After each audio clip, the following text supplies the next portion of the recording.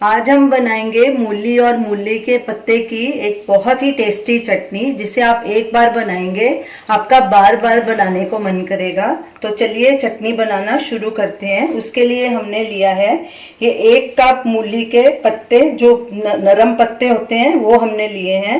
1 cup धनिया, fresh धनिया है ये, आधी मूली, 1 नींबू, 5 कलियां लहसुन की, 1 इंच अदरक का टुकड़ा, 1 टमाटर, 2 हरी मिर्च। हरी मिर्च आप अपने हिसाब से कम या ज़्यादा डाल सकते हैं। पुदीने की 10 से 12 पत्तियां, मेरे पास फ्रेश पुदीना नहीं था तो मैंने 1/4 पुदीने का पाउडर लिया है, 1/4 टीस्पून। काला नमक 1/2 टीस्पून, हींग 1/4 टीस्पून से थोड़ा सा कम। इसमें हींग डालनी बहुत ज़रूरी है क्योंकि मूली की चटनी है, तो हींग डालने से हजम जल्दी हो जाएगी। 1/2 टीस्पून सेंधा नमक। अब इन सब चीज़ों को ग्राइंडर जार में डालेंगे। मूली के नरम वाले पत्ते ही लें, सख्त वाले नहीं लेने, उससे बहुत टेस्टी चटनी बनेगी।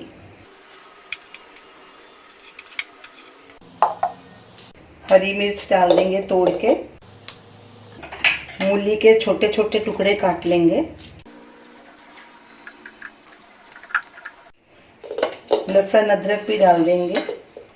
ये हमने 5 कलियां लहसुन की और 1 इंच अदरक का टुकड़ा लिया है, उसे ऐसे छोटा छोटा काट लिया, ये भी डाल देंगे। टमाटर को भी बारीक बारीक काट लेंगे।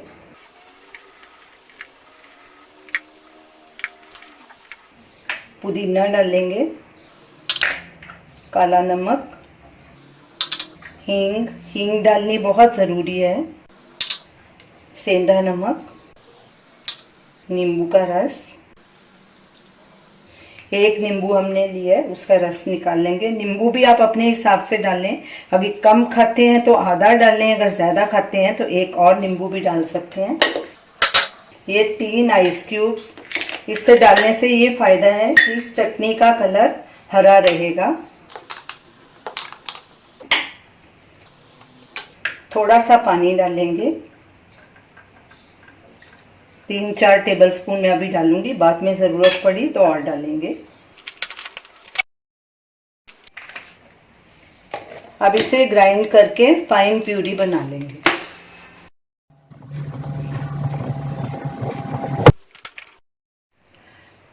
चटनी को हमने फाइन ग्राइंड कर लिया है, ये देखिए। अब इसे एक बोल में ट्रांसफर करेंगे। इस चटनी को दाल चावल के साथ खाइए, बहुत ही टेस्टी लगेगी। इस चटनी को ज़रूर ट्राई कीजिए और हमें अपना फीडबैक दीजिए और बताइए कि आपको ये हमारी रेसिपी कैसी लगी। Thanks for watching.